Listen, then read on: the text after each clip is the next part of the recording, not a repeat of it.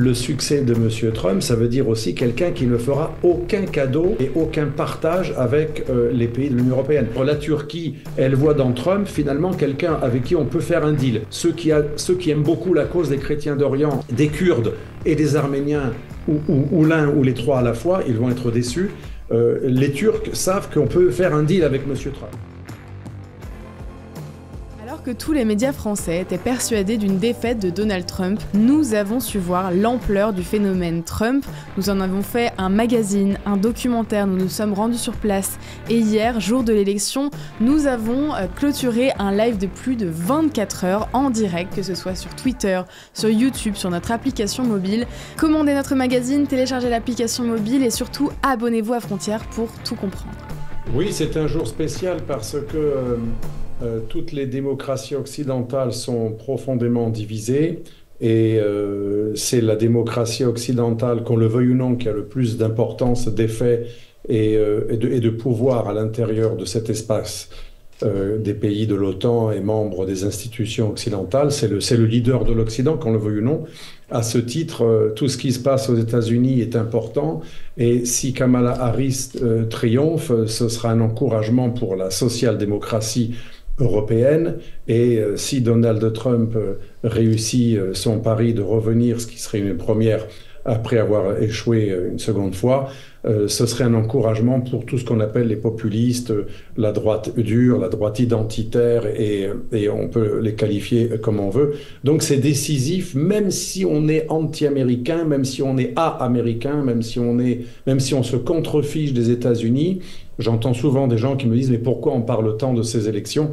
C'est parce qu'en fait, la fracture américaine, c'est la fracture que l'on trouve dans les démocraties occidentales, membres de l'OTAN, donc il y a l'histoire de l'Ukraine, bien entendu, mais aussi dans les démocraties occidentales qui ont accueilli beaucoup de migrants extra-européens et qui sont concernés par le problème du multiculturalisme. Ces deux grands débats, en plus du wokisme, qui est un troisième débat, sont à l'origine d'une fracture totale à l'intérieur des pays occidentaux. Et ceci est sans précédent. On n'a jamais vu une telle fracture à l'intérieur de pays occidentaux. C'est pour ça que je suis en train de rédiger un prochain livre qui s'appellera justement La Grande Fracture. Jules, je te laisse prendre la main sur cette interview avec notre expert Alexandre Delval. Bonjour Monsieur Delval, vous êtes géopolitologue, essayiste et enseignant. Vous avez notamment écrit un livre Vers un choc global, la mondialisation dangereuse. Et j'aimerais revenir dans ce contexte, notamment sur cette question. Est-ce que, on le voit avec l'arrivée de Trump, potentiellement sa victoire aux élections, est-ce que l'Europe, elle a intérêt à avoir une Amérique plutôt divisée, polarisée, ou alors avoir une Amérique great again, comme il l'appelle? Quel est notre intérêt à nous? L'intérêt, vous dites des Européens. Des Européens. L'intérêt, est-ce qu'il est plutôt à ce que l'Amérique soit divisée, polarisée en interne, ou plutôt d'avoir une Amérique soudée autour d'un slogan de Make America Great Again, comme l'aspire Trump, de fédérer l'Amérique autour de lui? J'allais dire ni l'un ni l'autre, parce que pour les Européens, ce serait de la grande naïveté de la part des patriotes, des identitaires, des souverainistes, ou même de la droite conservatrice. Ce serait une grande naïveté de croire que la victoire de Trump sera dans l'intérêt des pays européens. Trump, il peut être intéressant quand on a une vision souverainiste, d'ailleurs de gauche ou de droite. Si on est un peu souverainiste pour l'État-nation, ce qui n'est pas qu'un thème en fait que de droite, ça peut être intéressant de voir la victoire de M. Trump comme la victoire de l'isolationnisme, ou plutôt de moins de guerre, moins d'interventionnisme. Par contre, du point de vue des intérêts économiques, de la guerre économique qui oppose les pays européens, quels qu'ils soient, de gauche, de droite, pro-américains ou pas anti-américains, le succès de M. Trump, ça veut dire aussi quelqu'un qui ne fera aucun cadeau et aucun partage avec les pays de l'Union européenne. En bon patriote, et on ne peut pas lui en vouloir, M. Trump défendra les intérêts des Américains. Il agira un peu comme une conservatrice très connue qu'on admire en France dans les milieux de droite, mais qui a joué ses intérêts contre ceux de la France, Madame Thatcher. Madame Thatcher, comme Reagan, c'était l'époque de la financiarisation, l'époque de la dérégulation et aussi l'époque de My Money Back. Hein, on fait aucun cadeau. Et c'était aussi, après l'ère Thatcher-Reagan, il y a eu l'ère Clinton. Et sous l'ère Clinton, on a eu la naissance de ce qu'on appelle economical warfare, la guerre économique, où les États-Unis, que ce soit démocrates ou républicains, jusqu'à récemment, jusqu'à aujourd'hui même où je parle, les États-Unis n'ont cessé de mettre en place des systèmes d'extraterritorialité juridique, des systèmes d'espionnage de masse, de pillage des données, avec le système PRISM, anciennement nommé Echelon, vous savez, la NSA qui peut espionner tous les systèmes de communication. On a vu une énorme guerre économique s'installer avec des instruments financiers, moraux, juridiques, législatifs extraterritoriaux, aussi des mesures de paperasserie, de bureaucratie folles qui sont en fait du protectionnisme déguisé. On pourrait parler pendant des heures. Et M. Donald Trump, lui, il fera la guerre économique sans aucun scrupule, en plus, sans aucun scrupule. Donc je pense qu'il faut être très prudent. Si on est anti-globaliste, ce sera bien sûr mieux M. Trump que Mme Harris, qui elle est globaliste, au sens non pas péjoratif, hein, c'est purement ce que je dis, c'est les démocrates eux-mêmes qui emploient parfois ils emploient le terme Global America, mais pour les Européens, je pense que dans les deux cas, l'Amérique continuera à saper les intérêts de l'Europe et à saper les souverainetés européennes d'une manière ou d'une autre, et l'Amérique continuera à pratiquer une guerre économique totale contre ses interlocuteurs européens. Et n'oublions pas que Nord Stream 1 et 2, par exemple, a été finalement ouvert par Biden. C'est M. Trump qui avait le plus lutté contre le fait que l'Allemagne ait du gaz russe pas cher. Avant même l'invasion de la Crimée, M. Trump avait utilisé des mesures extrêmement coercitives, morales, juridiques et politiques, et des menaces aussi très très dures contre Mme Merkel, que n'avait pas fait Biden. Parce qu'avant la guerre en Ukraine, Biden n'avait pas mis fin à Nord Stream 1 ou 2. Au contraire, il avait levé le dernier obstacle. Donc vous voyez, les choses ne sont pas si claires qu'on le croit. Est-ce que, selon vous, si je vais dans votre sens, est-ce qu'il y a une naïveté, je parle vraiment des Français, vis-à-vis des ingérences américaines sur notre sol? Je relisais dernièrement un article où c'était une note de la DGSI qui alertait justement sur le pillage des Américains sur nos savoir-faire. Est-ce que pour vous, il y a une naïveté aujourd'hui justement de l'impact des Américains sur la guerre économique en France? Alors, il y a une naïveté extrême. Pour nos auditeurs qui sont jeunes, qui n'ont pas encore fini leurs études, il y a une école où j'ai eu le plaisir d'enseigner il y a 20 ans, dirigée par un ami, quelqu'un de très intéressant, Monsieur Arbulot, qui s'appelle l'école de guerre économique, qui forme à la fois des militaires, des étudiants et des gens qui sont dans l'entrepreneuriat. Donc c'est une école très liée au concret, aux exemples concrets, au milieu militaire et à l'entreprise. Hein, c'est une école qui fait partie d'une école de commerce, l'école de guerre économique EGE.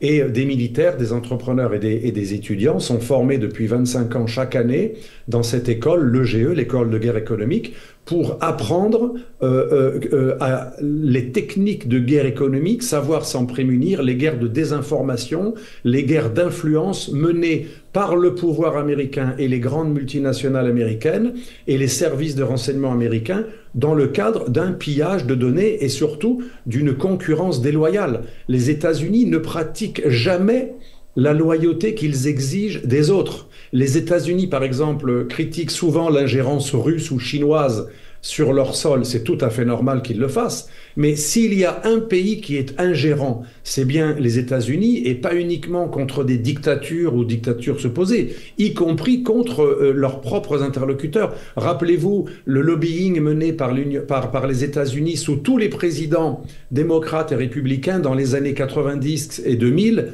pour faire entrer la Turquie dans l'Europe. Hein, on se rappelle des déclarations de plusieurs présidents de droite et de gauche américains qui intimaient la Commission européenne de ne pas bloquer la candidature de la Turquie dans l'Union européenne dans une logique en fait de dilution. Il est logique que les anglo-saxons, anglais et américains aient toujours plaidé en faveur d'un élargissement de l'OTAN et aussi de l'Union européenne, parce que pour eux, plus l'espace européen sera dilué, moins il sera gérable. Ça détruit les souverainetés, mais en même temps, ça ne construit pas une souveraineté plus large, parce que la souveraineté européenne, plus elle s'élargit, plus elle est impossible. Et pour revenir à votre question, on a une panoplie de techniques de guerre économique mises en place par les États-Unis, et c'est pas un anti-américain qui parle. Je ne parle pas d'un point de vue qui serait viscéralement anti-américain. Ceci est étudié par, comme vous dites, la DGSI, mais aussi la DGSE. Ceci est étudié par l'IHEDN. Il y a des sessions de l'IHEDN qui forment à la guerre économique, et on a 20 ans de retard. Donc on a des alliés, si vous voulez, les Anglais, les Américains, les Australiens, les Néo-Zélandais, les Canadiens, en gros les Five Eyes. Pour nos auditeurs, les Five Eyes, c'est un système d'échange d'informations et d'espionnage et de renseignements et de pillage des données qui est géré par 5 pays anglo-saxons qui partagent totalement les données au profit avec la NSA, donc la National Security Agency, et ce système qu'on a appelé Five Eyes, qui est lié au système PRISM, qui est la suite du système échelon pendant la guerre froide, vise sous prétexte, parce que ça a commencé comme ça, de lutte contre le terrorisme. Ça a commencé sous prétexte de lutte contre l'Union soviétique. Ensuite, ça a continué dans les années 2000 sous prétexte de lutte contre le terrorisme islamiste. Et en fait, on sait très bien que ça aboutit à un pillage des données utilisé par les entreprises américaines. Les Américains ont beaucoup d'avance sur nous. Ils ont un lien direct entre l'entreprise, l'université, le renseignement et la politique. Si vous voulez, chez nous, alors que l'université combat les systèmes de renseignement en les traitant de tout, de sécuritaire, etc., alors que les systèmes de renseignement, depuis uniquement une dizaine d'années, commencent un petit peu à aider les entreprises, aux États-Unis, ça fait juste 40 ans qu'il y a un lien très étroit entre systèmes de renseignement et d'information et d'espionnage, d'une part, et entreprises de l'autre, et milieu intellectuel. Il y a un véritable cluster de la guerre informationnelle au service de la concurrence économique déloyale. Donc si vous voulez, on n'est pas du tout armé contre des amis, et je conclurai là-dessus, c'est très important de le comprendre.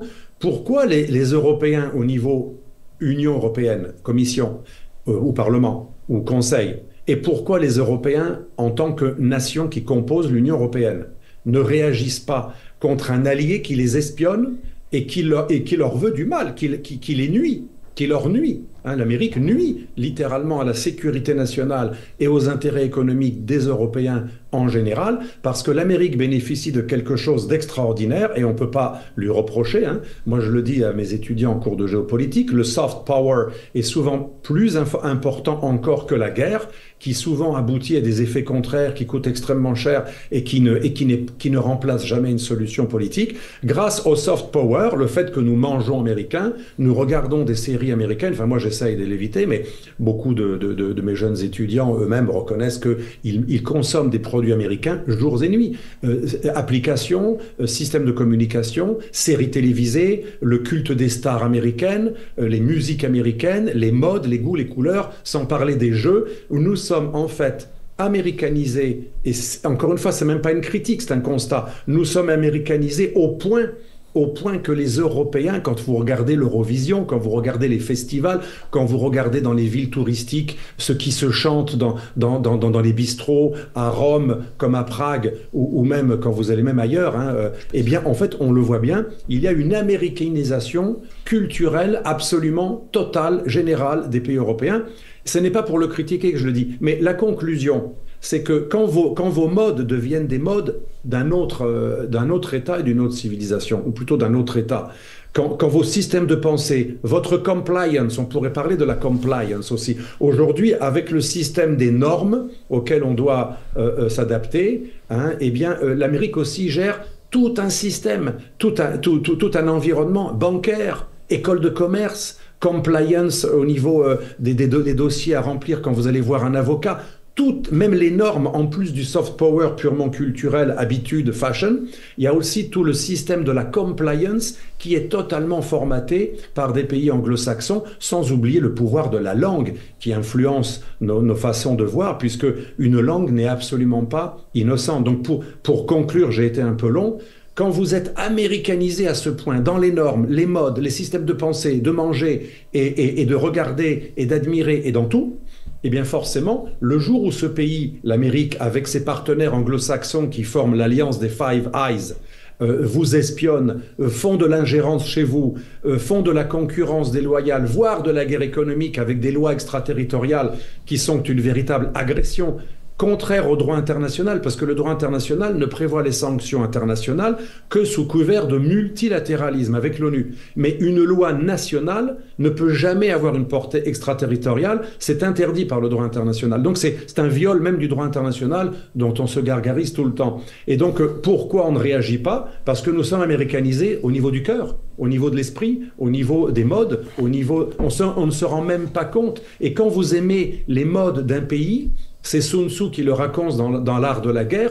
Quand une entité extérieure a réussi à discréditer chez vous l'amour de vos traditions, de vos mœurs, de vos habitudes, eh bien forcément, une fois que cette entité extérieure qui a ringardisé vos propres valeurs, qui les a remplacées par un soft power très efficace, eh bien vous n'allez pas réagir contre des sales coups, puisque c'est le patron, mais en même temps c'est celui qui guide vos idées et votre cœur. Alexandre Delval. Depuis tout petit, on est bercé avec des modes américaines qui fait que l'Européen moyen est philo-américain sans même s'en rendre compte. Alexandre Delval, on peut quand même remercier Edward Snowden, sans qui on n'aurait pas eu toutes ces informations, parce que aujourd'hui... Exactement, cher ami. Aujourd'hui encore, il y a des gens qui pensent qu'on raconte n'importe quoi quand on explique que les États-Unis nous surveillent.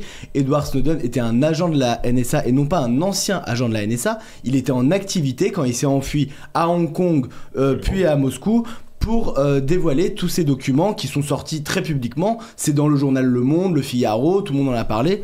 Mais les Français ont la mémoire très courte et souvent on se fait traiter de complotiste quand on parle du système PRISM et compagnie. Ce n'est pas le cas, c'est documenté, c'est extrêmement bien documenté. Et on a vu comme ça, par exemple, que les États-Unis surveillaient, grâce à leur ambassade à Paris, les communications des officiels français, tels que François Hollande, mais aussi en Allemagne, Angela Merkel et compagnie. Oui, Angela Merkel. Voilà, donc il faut Angela Merkel, d'ailleurs, s'était offusquée. Angela Merkel, pour rebondir dans votre sens, je suis tout à fait d'accord avec vous, Angela Merkel, dans les années 2007-2008, il y avait tout un scandale parce qu'elle s'était rendue compte, ou plutôt, elle le savait très bien, mais la presse avait révélé qu'elle savait qu'elle était écoutée sur son téléphone professionnel et portable en permanence. Pour nos auditeurs, il faut savoir que le système PRISM, qui n'est pas du tout une invention complotiste, moi je n'aime pas le complotisme personnellement, parce que c'est pauvre intellectuellement, tout simplement. En plus d'être extrême, c'est pauvre intellectuellement. Je crois qu'il peut y avoir des plans parfois, des complots au sens de la loi, mais je ne suis pas du tout complotiste et je n'aime pas le complotisme. Mais quelqu'un qui a travaillé dans le renseignement ou qui est passé par des organismes de défense, comme c'est mon cas au début de ma carrière, eh bien, nous en parlions dans des notes de service. C'est pas du tout une invention des complotistes. Le système PRISM, il est officiel. Et d'ailleurs, les Américains sont assez transparents. Ils se vantent de leur système et on peut trouver dans des documents officiels, si on va sur le site de la NSA, si on va sur le site de beaucoup d'instruments digitaux américains officiels liés au ministère concerné, on trouve des choses très claires sur cela. En dehors même de M. Snowden, ce que j'ai dit tout à l'heure et ce que vous avez dit est tout à fait officiel. Après, que des complotistes l'utilisent, c'est une chose, mais c'est pas parce qu'un complotiste reprend une vérité que cette vérité est fausse. Et donc vous avez tout à fait raison de le dire. Mais moi, encore une fois, c'est ni du complotisme, ni de l'anti-américanisme. Je pense que si les Américains sont les patrons du monde, c'est qu'il y a une raison. Et la raison, quand on est le maître du monde, ce n'est jamais uniquement que l'armée. Regardez les Romains. Les Romains n'ont pas réussi à faire un empire le plus long de l'humanité uniquement avec l'armée, même si c'était au départ leur énorme instrument avec les légionnaires. Ils avaient réussi à transmettre chez les pays colonisés un amour de la culture du colonisateur. Le meilleur exemple, c'est les Gallo-Romains, qui redoublaient d'efforts pour plaire aux maîtres, qui s'habillaient comme les maîtres. C'était des Gallo-Romains. Moi, je pense qu'aujourd'hui, nous sommes des Gallo-Américains. Ce n'est ni la faute des Romains si les Gaulois les imitaient, ni la faute des Américains si nous les imitons, c'est parce que, contrairement aux Américains, aux Chinois, aux Turcs, aux empires renaissants, même l'empire indien de M. Modi, contrairement aux grands empires qui sont en train de renaître, l'Europe n'a aucune stratégie de puissance et l'Europe a totalement oblitéré en elle-même toute volonté identitaire, à la fois toute volonté de puissance, toute volonté identitaire. Elle pense qu'elle ne peut être que le continent du droit, qui donne l'exemple, et c'est l'idéologie de Habermas. Encore une fois, là, c'est pas du complotisme, hein, c'est le philosophe qui est très souvent cité par la Commission européenne, Jürgen Habermas, de l'école post-marxiste de Francfort, et il a créé l'idée du patriotisme juridico-constitutionnel. Pour lui, en gros, et c'est la référence suprême de l'Union européenne et des institutions européennes, pour lui, l'identité, la souveraineté, la recherche de puissance est quelque chose d'horrible, qui serait l'origine de la Seconde Guerre mondiale et du nazisme. Et donc ce serait la grande faute de l'Europe. L'Europe devrait expier ses fautes en renonçant plus que toute autre nation à l'identité, à la souveraineté et aux traditions. Et remplacer tout ça, les identités, par des valeurs. Sauf qu'en géopolitique, on apprend bien, comme en sciences politiques, que les valeurs, c'est pas l'identité, sont deux choses qui peuvent aller, mais qui peuvent être parallèles, mais on ne remplace pas l'identité par des valeurs. Je peux avoir une identité japonaise et avoir des valeurs démocratiques. L'un n'empêche pas l'autre, mais l'Europe est le seul continent qui veut créer une entité géopolitique en détruisant ses propres racines identitaires et en ne faisant comme liant, comme idéologie commune, unificatrice, comme liant, comme ciment, uniquement des valeurs abstraites, mondialistes, ou pour avoir un terme plus neutre, universalistes, des valeurs universalistes fondées sur le droit et les droits de l'homme. C'est la seule chose que l'Europe met en avant, et du coup l'Europe n'a pas de frontières, puisque si je n'ai pas d'identité, et si je me définis qu'à partir d'un principe universel, qui est l'extension d'une norme fondée elle-même sur des droits de l'homme et le culte des minorités, je peux m'étendre à l'infini. Je peux intégrer un jour l'Iran dans l'Union européenne, la Turquie, pourquoi pas, beaucoup l'ont voulu. Et donc on voit bien que ce n'est pas la faute des Américains. L'Europe n'est pas sortie de cette culpabilité post-Seconde Guerre mondiale.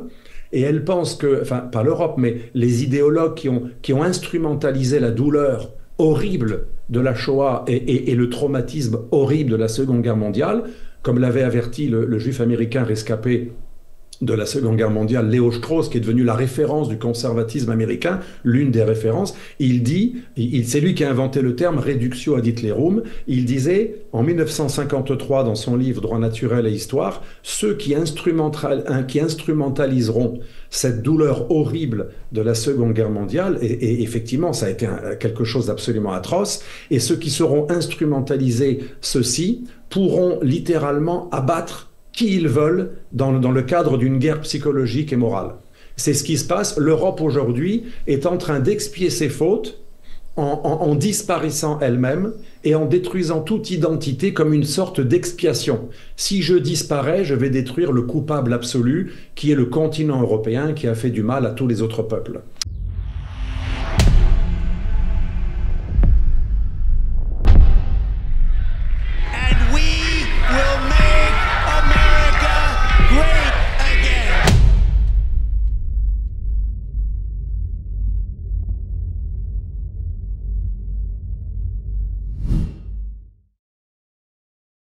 Alors, nous allons reprendre dans une minute. Juste, je fais un petit rappel. Vous êtes plus de 20 000 en direct sur Twitter, plus de 2500 sur YouTube. Et donc, ça nous fait un peu plus de 25 000 personnes en direct en ce moment avec l'application. Merci à tous d'être là. N'hésitez pas à liker la vidéo sur YouTube, le live sur YouTube pour le faire remonter. N'hésitez pas à retweeter le tweet du live sur Twitter pour que le maximum de gens puissent le voir. Nous allons continuer jusqu'à 8h, 9h du matin. J'ai entendu, ce sera probablement même 10h peut-être. Hein. Et donc, soyez bien présents, restez là toute la nuit. Et je repasse la parole à Jules Laurent pour une question pour Alexandre Delval. Effectivement, moi je reviens sur un peu votre livre. Vous posez la question d'un choc global et à l'intérieur il y a une équation dont on n'a pas encore abordé aujourd'hui, c'est celle de Taïwan. J'aimerais qu'on essaie de se projeter, qu'on voit en fait, est-ce que pour vous Trump c'est un peu l'homme de la situation sur cette question de Taïwan? Est-ce qu'il empirerait la situation ou est-ce qu'il a les capacités lui justement de tenir bon? Je pense que là aussi, si on fait vraiment de la géopolitique, on enlève l'émotion, les préférences et ce que notre cœur ou nos conditionnements personnels nous dictent. Trump n'est pas non plus un génie, ni de la stratégie, ni de la géopolitique, ni de la science politique. C'est un hyper communicant. Là où il est intéressant pour un stratège, même s'il ne fait pas exprès, c'est qu'il il joue la stratégie du fou, un peu comme Nixon, mais en plus populiste et en plus réseaux sociaux, en plus moderne, avec, vous savez, c'est l'homme de la télé-réalité, Fire, etc.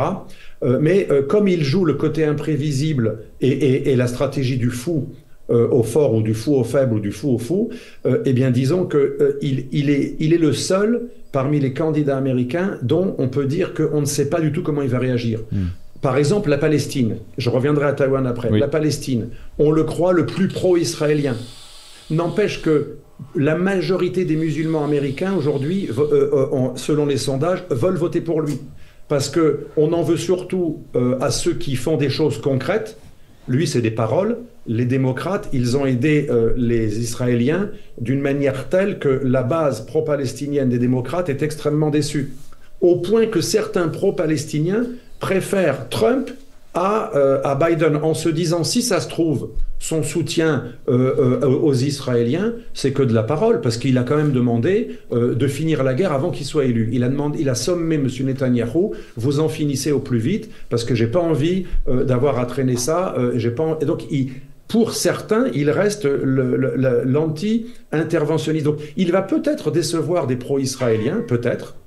Et il va peut-être décevoir ceux qui croient qu'il va régler toute cette situation à Taïwan d'un coup. Parce que qu'est-ce qu'il peut faire concrètement? Moi, ce que je vois, c'est que les stratèges chinois, quand ils parlent de lui dans les médias, ils ne le craignent pas du tout. Ils l'appellent le tigre de papier. Le type qui va éructer, qui va faire une menace. Comme il est très dans l'ego, il va dire « Moi, le super Trump, en 24 heures, je vais régler le problème. » Mais qui peut croire sérieusement que Trump va régler le problème avec une rencontre? Il avait fait la même chose avec le président et le guide suprême et le chef absolu de la Corée du Nord, Kim Jong-un. Il l'a rencontré 2 fois. Ça a servi à quoi? À rien. Ça n'a débouché sur absolument rien de concret. Donc, faut pas le sous-estimer, parce que même si on dit qu'il est peu cultivé, qu'il n'est pas très intelligent, ou qu'il est primaire, tout ce que vous voulez, il n'est pas plus bête que les autres. Kamala Harris n'a rien prouvé de spécial, et Biden n'a absolument pas prouvé. C'est pas parce qu'ils sont smart et bien sur leur personne qu'ils sont plus intelligents,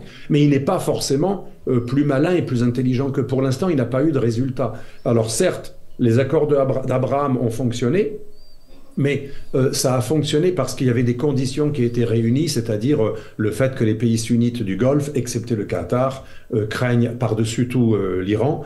Et donc, c'était effectivement un succès diplomatique. Mais pour faire plier les Chinois, ça va être une autre paire de manches. Il ne pourra pas aller voir le président chinois et lui dire, voilà, on va faire un deal, soit tu signes et tu perds un peu, soit tu signes pas et tu perds tout.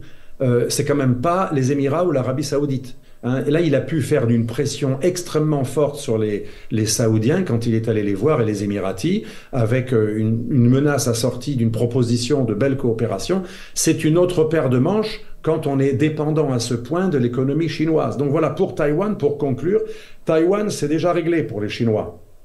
Les Chinois, depuis les années 70, ont réussi à demander, et ils ont obtenu de tous les pays occidentaux et de 95% des pays du monde, il reste quelques îles minuscules, peuplées de quelques milliers d'habitants, qui reconnaissent Taïwan, mais tous les pays du monde, y compris tous les pays occidentaux, se sont vus demander par Pékin de ne reconnaître qu'une seule Chine et de retirer toutes les ambassades, donc les reconnaissances officielles, à Taïwan depuis les années 70. C'était l'époque aussi où Nixon et De Gaulle avaient rencontré également les dirigeants chinois. Donc depuis les années 70, nous avons des représentations commerciales. Nous n'avons pas d'ambassade à Taïwan. Ça veut dire que le jour où la Chine envahit Taïwan, juridiquement, nous ne pouvons absolument rien faire. C'est comme lorsque l'Azerbaïdjan a repris le Haut-Karabakh. Malheureusement, pour nos amis et nos frères arméniens, et il y en a un illustre dans votre média qui doit comprendre très bien la situation,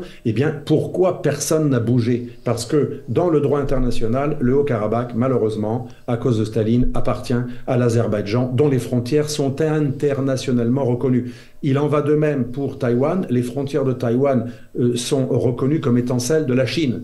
Ça veut dire que juridiquement, on ne pourra rien faire. On n'aura pas la légitimité pour faire quelque chose. Deuxièmement, est-ce que l'Amérique va risquer une guerre directe juste pour les beaux yeux des Taïwanais?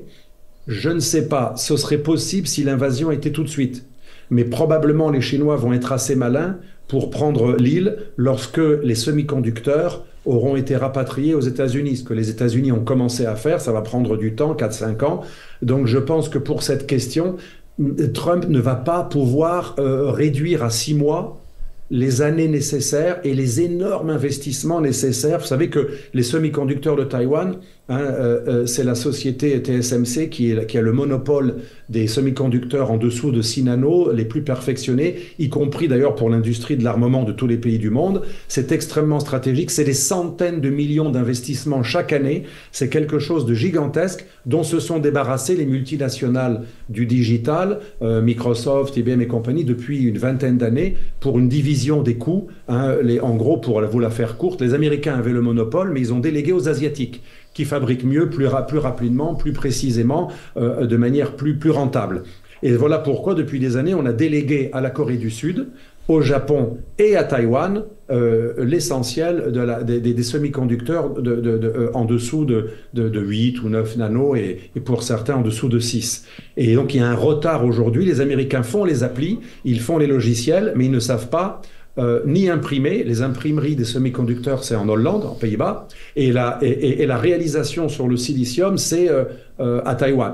Donc tout dépend à quel moment les Chinois envahissent Taïwan. Si c'est immédiat, la réaction américaine devra être assez rapide. Il y a une assurance vie pour cette dépendance que nous avons envers les semi-conducteurs aujourd'hui de Taïwan qu'on peut faire nulle part ailleurs, parce que ce n'est pas les mêmes qu'on fait au Japon et en Corée du Sud. Par contre, si l'invasion se réalise dans 4-5 ans, comme je crois, la présence de Trump ou pas ne va rien changer au plan chinois. Une question notamment sur la Turquie. La Turquie, vous en parlez régulièrement. C'est vrai que la Turquie, c'est un allié normalement traditionnel des États-Unis, mais dernièrement, la Turquie s'est aussi rapprochée de la Russie. Alors la Turquie, nous, on voit cette question en France par rapport à l'islamisme. Quel est justement le rapport? Qu'est-ce que Ankara aujourd'hui attend de cette élection? Alors, Ankara, comme la Hongrie, comme la plupart des pays musulmans et comme la plupart des pays d'Afrique, donc il reste que l'Europe et l'Amérique latine qui n'est pas d'accord, mais Ankara voit plutôt Trump comme quelqu'un d'intéressant, parce que Trump, c'est l'homme du pragmatisme, c'est le retour de la realpolitik, c'est le repli sur soi-même, pas au sens négatif du terme comme l'utilisent les démocrates ou la gauche européenne, mais le repli au sens, voilà, je me replie, je me recadre sur mes intérêts vitaux, nationaux, plutôt que de vouloir exporter pour des coûts exorbitants et sans aucun effet des valeurs chez les autres que j'arrive même pas à appliquer chez moi. Ça peut se comprendre. Donc la Turquie, elle a la même vision, même s'il y a beaucoup de pierres d'achoppement, d'un monde multipolaire où on a des zones d'influence. Je prends souvent l'allégorie des mafieux, même si c'est un peu vulgaire.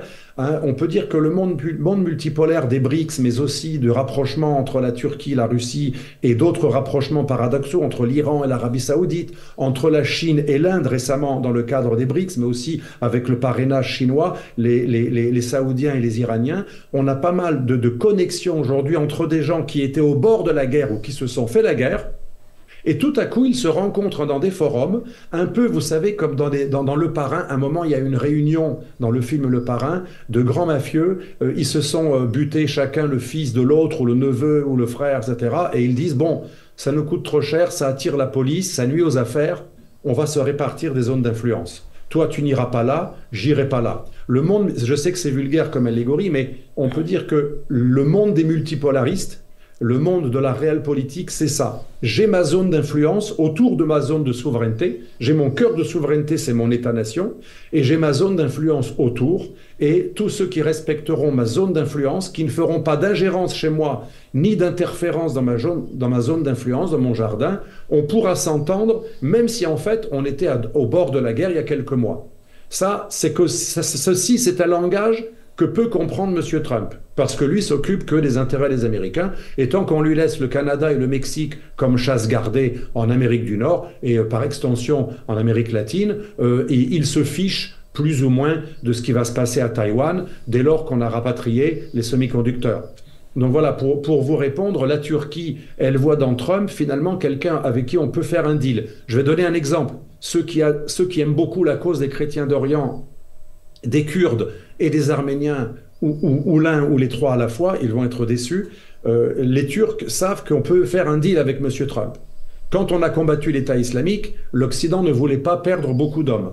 Et donc, il y avait des Français, des Anglais, des forces spéciales. Il y avait aussi des bases américaines dans le nord de la Syrie, aux côtés des Kurdes, qui aidaient les Kurdes. Et tout à coup, c'était le moment où on voulait arrêter le chef de l'État islamique, El-Baghdadi. Il y a eu un deal avec les Turcs. Vous nous dites où se trouve le chef de l'État islamique. Nous, on fait un super coup médiatique. On va le buter dans sa cache.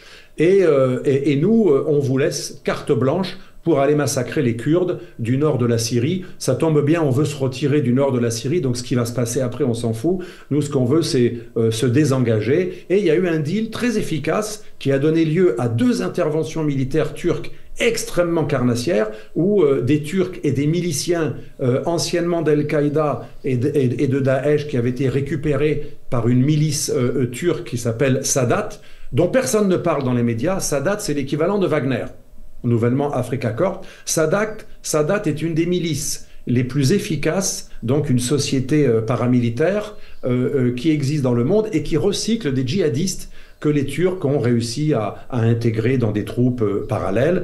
Et donc la Turquie a fait des assauts militaires directs et aussi avec ses milices, où elle a fait une véritable purification ethnique en massacrant des Kurdes et en passant quelques Arméniens et quelques chrétiens d'Orient du nord de la Syrie. Ça s'est passé dans le cadre d'un deal entre Trump et Erdogan.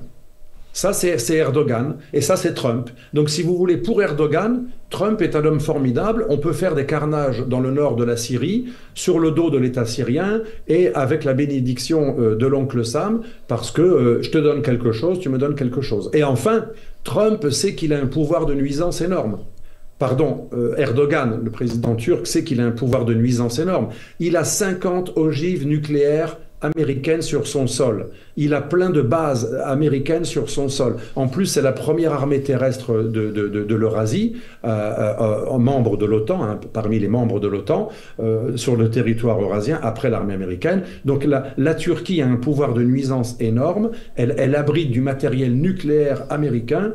Et donc, c'est un véritable casse-tête si un jour on perd la Turquie. L'Amérique est prête à tout pour garder la Turquie dans son sein. Et donc, régulièrement, l'Amérique, elle dit aux Turcs qui n'arrêtent pas de dire, voyez, on va vers les Russes, si vous ne nous donnez pas des concessions, si vous ne nous faites pas des faveurs, si vous ne fermez pas les yeux sur le fait qu'on est souvent avec vos ennemis, etc., nous, c'est très simple, on quittera carrément l'OTAN et on adhérera à l'OCS. Vous savez que l'OCS, c'est l'organisation de la coopération de Shanghai, qui est l'anti-OTAN.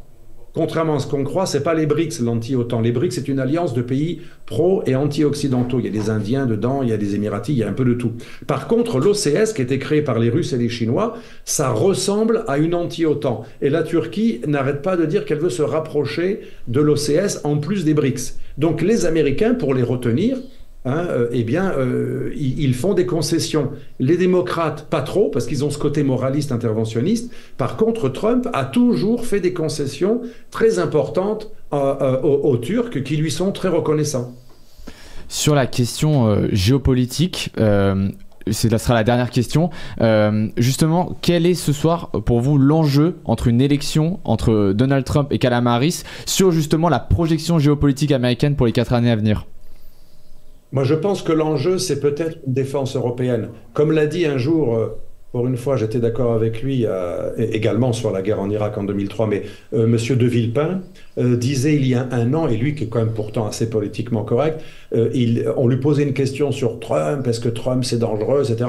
Non, il y a plus d'un an, c'était au début de la guerre en Ukraine, et il a dit arrêtez d'être dans le moralisme béat ou dans le manichéisme. C'est une opportunité si Trump arrive au pouvoir, c'est une opportunité géopolitique parce qu'en dehors des noms d'oiseaux, du manichéisme et le gentil contre le méchant, lui c'est le méchant, c'est JR, eh bien il y a l'enjeu de la défense européenne.